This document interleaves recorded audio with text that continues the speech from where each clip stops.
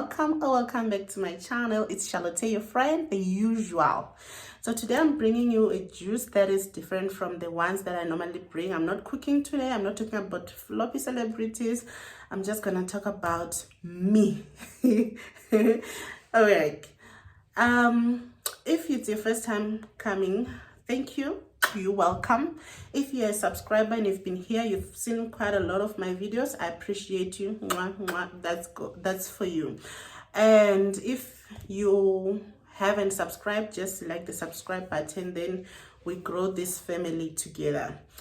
How I met my husband. Guys, my husband was never my type. You get it? He's the type of guy that I would never date.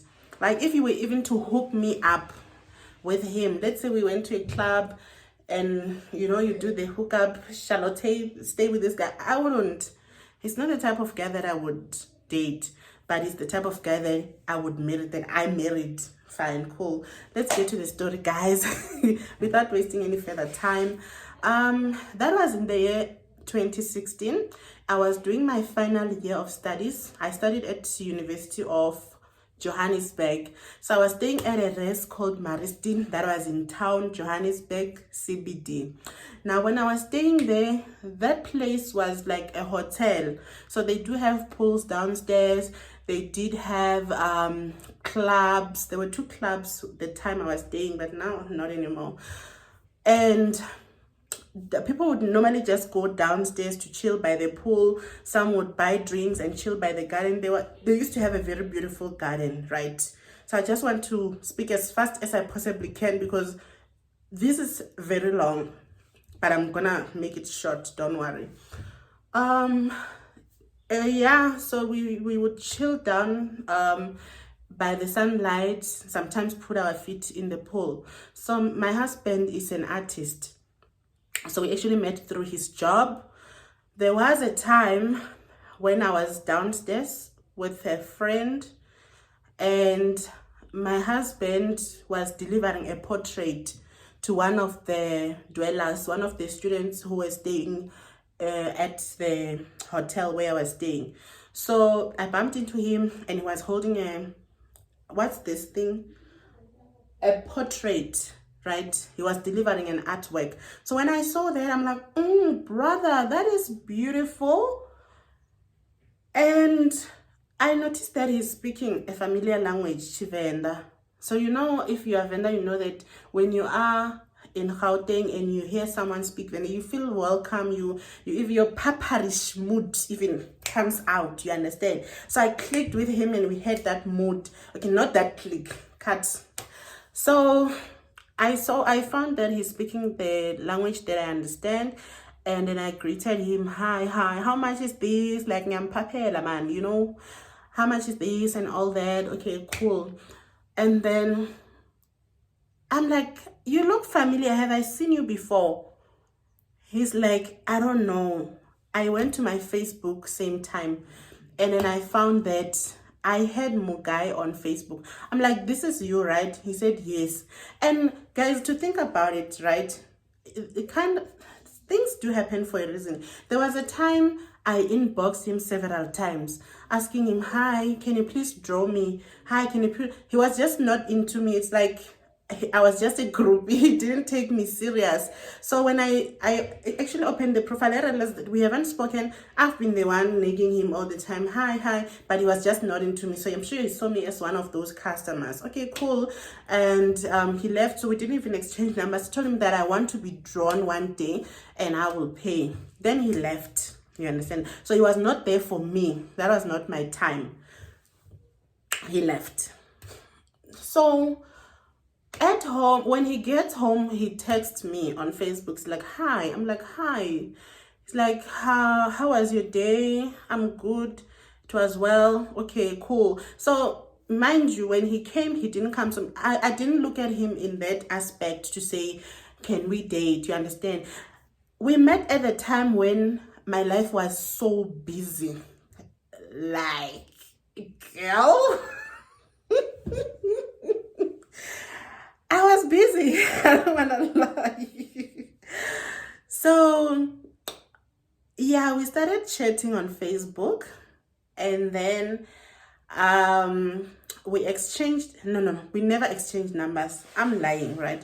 We kept on chatting on Facebook, and there was this other time I went. Okay, so the reason why I was busy is because the following year I was going to stay at home. So I had so many unfinished businesses that I had to close before I go home. I'm going home permanently because it's my final year. The following year I have to stay at home. I don't have a plan. I don't have accommodation here. So I had to close all the deals that I had, if you know what I mean. Then we started chatting on Facebook, and we're talking about normal things, life, how long have you been drawing, like blah blah blah, nothing to do with relationships. And then there came a time when he called me.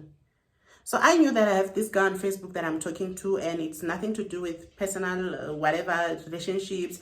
He just called me out of the blue. I was standing by the window staring outside. I was staying at 15th floor, I think. And then I would wake up in the morning, just put something, wrap myself, and stand by the balcony. I used to love that. So I was standing by the balcony looking down the pool, and then I got a call. And I looked at call, I don't know this person. Hello, hi. So we kind of clicked, right? Vocally.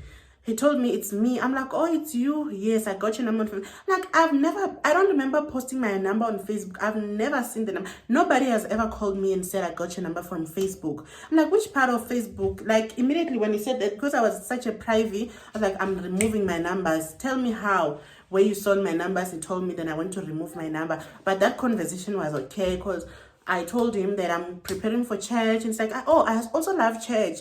Okay, fine, cool. We clicked, we had that conversation, done. Okay. So I thought it's just a moment of weakness, We speak, it's just a once-off thing, we get to connect, then it's not something that I can take seriously. Oh, time is running back home. All right. Then we continued chatting on Facebook. And this other day, he's like, you know what? I want to come. Oh, I said, may you please teach me how to draw. You should teach me how to draw, man. I want to know how to draw. It's like, really? Yeah, come. Then he came to my flat. The day he came, I told the lady that I was staying with, Keke, if you are here. I told the lady that I was staying with, my roommate, I'm like, Keke, there's a guy that's coming.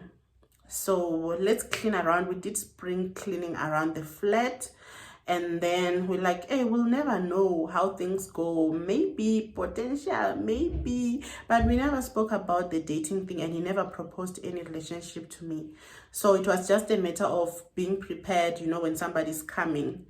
Okay, I'm like, I'm gonna come fetch you. He got off from the taxis at taxi rank, and then I went to fetch him at Park Central. Park Central is just somewhere next to Joburg, MTN rank. Let's just say MTN rank.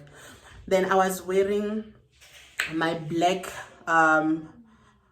leather leggings, my flip-flops, and my top. I still have that top that has some lace here behind at the back. I waited by KFC door because I had my phone and I had to communicate with him. So to be safe, I stayed. So not even KFC, Chicken Lick and door. Then I waited for him. Then he arrived, guys. Oh.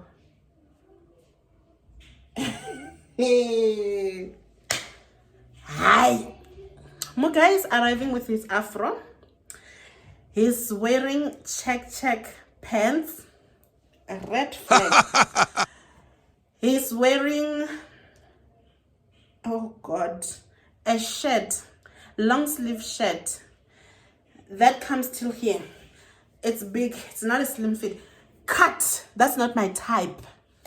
And then he's wearing parabellum shoes. Do you know those shoes that are worn by cops? Like, I hate formal people. I'm sorry. If you're out there and your man likes formal, I'm sorry that you have to hear this. I don't like that outfit in a man. Like, no. I looked at him from head to toe. And then he was holding a file on the side, which didn't look very neat. I'm like, okay, it's me. Like, it was just a little bit too late for me to say, you know what, let me hide and you didn't see me, like, you know, I had to be there. I was in that situation. So we went inside the flat. Hello, hi. He wanted to handshake me. I'm like, no, I don't do that. It's fine. Let's just go, man. It's like, where are we going? We're gonna chill. I'm like, he's like, we can chill at Park Station. I'm like, yo, I've been there and it's kind of smells. There's a portion where there's a side where there's just a lot of pee. People don't use the toilet. They go there. So that vibe is not gonna work.